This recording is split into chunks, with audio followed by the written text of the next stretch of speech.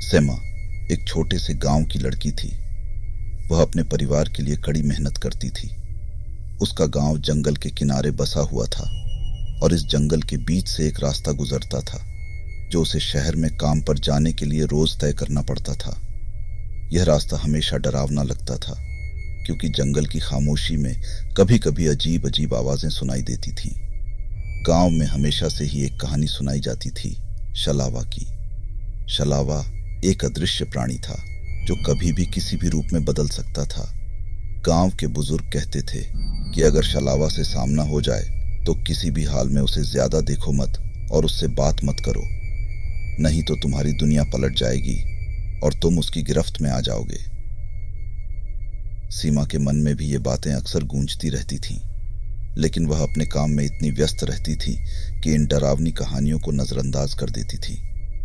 एक शाम उसे शहर में काम करते वक्त कुछ अजीब सा महसूस हो रहा था। यह एक सामान्य शाम थी, लेकिन जैसे ही उसने अपनी ड्यूटी खत्म की और घर लौटने का फैसला किया, उसे एहसास हुआ कि वह हमेशा की तरह जल्दी घर नहीं लौट रही थी। घड़ी में रात के करीब 9 बजे थे और अब सीमा को घर जल्दी पहुंचने की चिंता होने लगी थी। जैसे ही वह जंगल की तरफ बढ़ी, उसके दिल की धड़कन तेज हो गई। वह जानती थी कि इस समय जंगल से गुजरना खतरनाक हो सकता है, लेकिन उसे किसी न किसी तरह रास्ता तय करना ही था। गांव वाले हमेशा से उसे चेतावनी देते थे कि रात को अकेले जंगल में नहीं जाना चाहिए, लेकिन वह हमेशा से अपनी समझदारी पर भरोसा करती थी। वह रास्ते में तेज कदमों से बढ़ रही थी कि अचानक उसने अपने दाएं बाएं कुछ हलचल महसूस की। जब उसने देखा तो एक काले रंग का कुत्ता उसकी तरफ आ रहा था। कुत्ता काफी दूर से उसे देख रहा था और उसकी आंखों में एक अजीब सी लाल चमक थी। वह डर के बजाय थोड़ा घबराई हुई सी उसे घूरने लगी। कुत्ता भौंकने लगा और उसकी आवाज जंगल की खामोशी में गूंज उठी। सीमा ने कोशिश की कि उसे नजरअंदाज करें और तेजी से बढ़े, लेकिन कुत्ते की भौंक सुनते हुए वह थोड़ी डर गई थी। उसने मन ही मन सोचा, क्या यह भी शलावा का रूप हो सकता है? वह उसे नजरअंदाज करते हुए आगे बढ़ने लगी, लेकिन जैसे ही वह जंगल की ओर बढ़ी, उसने एक और विचित्र दृश्य देखा। रास्ते में एक बकरी खड़ी थी। बकरी की आंखें खून की तरह लाल हो चुकी थीं और उसका शरीर मानो किसी अन्य दुनिया से आया हुआ लग रहा था।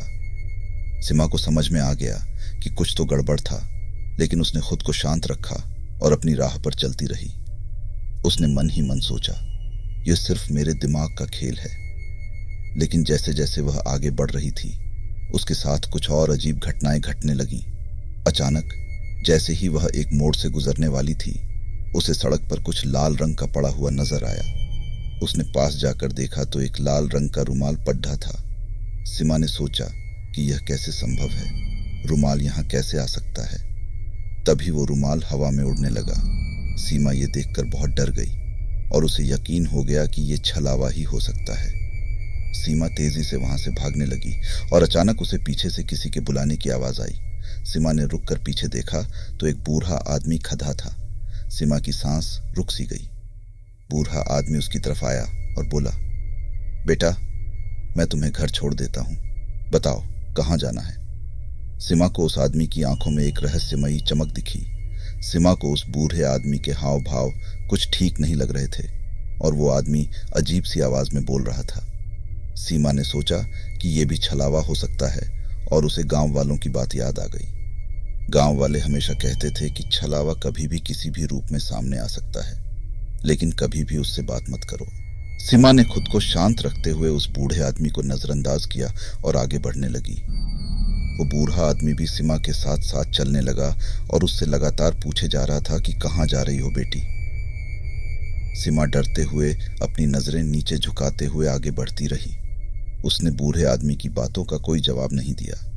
कुछ दूर जाकर सब कुछ शांत हो गया। सीमा ने देखा कि जो बूढ़ा आदमी उसके साथ साथ चल रहा था वो अब कहीं गायब हो चुका था। सीमा थोड़ी और आगे बढ़ी तो उसने देखा कि रास्ते में एक डंडा सड़क पर बिना किसी सहारे के सीधा खड़ा है, जैसे किसी अदृश्य शक्ति ने उसे पकड़ रखा हो। सीमा को यह सब बहुत अजीब लगा। वह उस डंडे को हवा में लटके हुए देखकर फिर से अपने गांव की तरफ भागने लगी और कुछ ही देर में उसे दूर से अपने गांव के घर दिखाई देने लगे।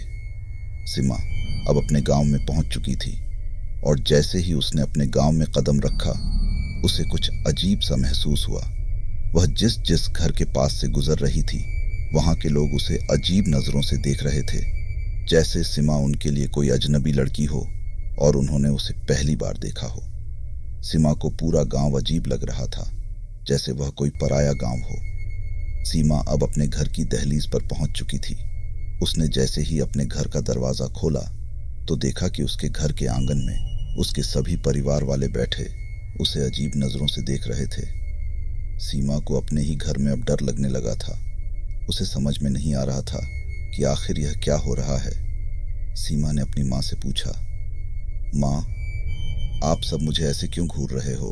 और आज गांव वालों को भी क्या हो गया है? वे भी मुझे घूरे जा रहे थे।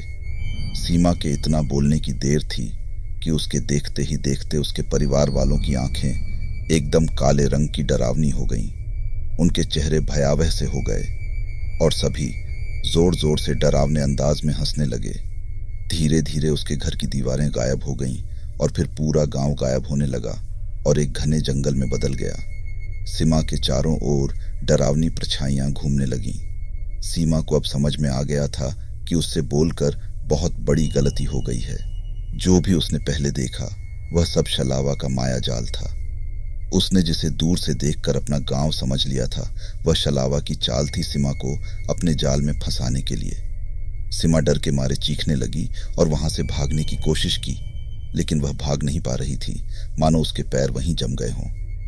तभी एक काले रंग का प्राणी जिसकी आंखों में आग जल रही थी और जिसके बड़े बड़े दांत थे सीमा के सामने प्रकट हो गया और जोर जोर से हंसने लगा। सीमा उसे देखकर समझ चुकी थी कि यह कोई और नहीं बल्कि शलावा ही है। शलावा सीमा से बोला, तुम मेरे माया जाल में फंस चुकी हो और अब तुम्हें मुझसे कोई भी नहीं बचा सकता। तुम्हें मारकर मैं तुम्हारी आत्मा को अपने साथ ले जाऊंगा। सीमा का डर के मारे दम घुटने लगा, उसकी सांसें थमने लगीं और थोड़ी ही देर में वह जमीन पर गिर पड़ी। जब सुबह हुई तो गांव वाले सीमा को ढूंढते हुए जंगल के रास्ते पर पहुंचे। उन्होंने देखा कि सीमा की लाश जंगल के रास्ते में पड़ी थी।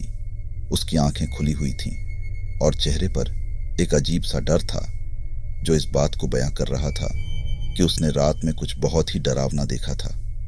गांव वाले कह रहे थे कि आज फिर से कई सालों बाद कोई शलावा का शिकार हो गया है। सीमा ने अपनी गलती और जल्दबाजी के चलते अपनी जान गंवा दी। ये कहानी हमें याद दिलाती है कि कभी कभी वो चीजें जो हमें अंधविश्वास लगती हैं वे असल में हमारी हिफाजत के लिए कही जाती हैं। हर बात को अंधविश्वास मानकर अनदेखा नहीं करना चाहिए। हर बात में अपना तर्क लगाना भी जरूरी होता है और बड़ों की बातों को ध्यान से सुनना चाहिए। तो यह थी आज की भूतिया कहानी। अगर आपको यह वीडियो अच्छी लगी हो तो इसे लाइक करें और शेयर भी करें। साथ ही मेरे इस चैनल को सब्सक्राइब कर लें ताकि मैं ऐसी और भी रहस्यमयी और भूतिया कहानियां आपके लिए लाता रहूं। मिलते हैं अगली वीडियो में, तब तक के लिए बाय बाय।